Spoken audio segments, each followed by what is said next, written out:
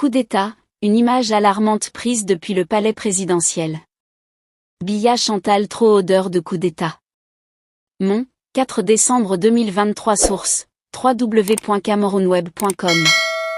Ces derniers jours, l'annonce de la sortie imminente de l'homme d'affaires Jean-Pierre Amougou Belinga et du patron de la DGRE Léopold Maxime Eko a fait réagir beaucoup de personnes.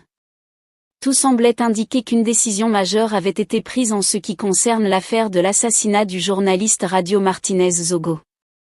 Certains observateurs avisés ont déclaré dans la foulée que c'est une tentative organisée par les clans Jean-Pierre Amougou Belinga et Léopold Maxime Eko pour les faire sortir de prison et déclencher un mécontentement ainsi qu'un soulèvement populaire nécessaire pour faire sauter Paul Biya. Nous expliquons dans un de nos articles précédents que l'ex-patron des renseignements français Alain Juillet, qui a été chef de la Direction générale de la sécurité extérieure, DGSE, a livré son impression sur la situation sociopolitique du Cameroun.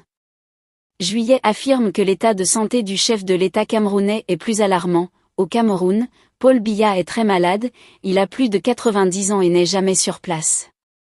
Il est évident que le coup d'État au Cameroun est pour bientôt.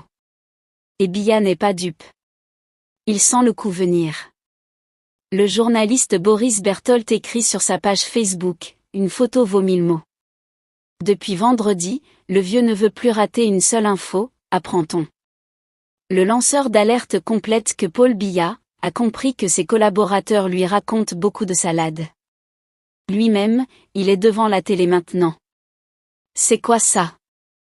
Il dit que, vous croyez que le pays ici n'est plus gouverné? Pour moi, je peux te dire que le père là n'a plus le contrôle de ce pays. Il est fermé dans le palais.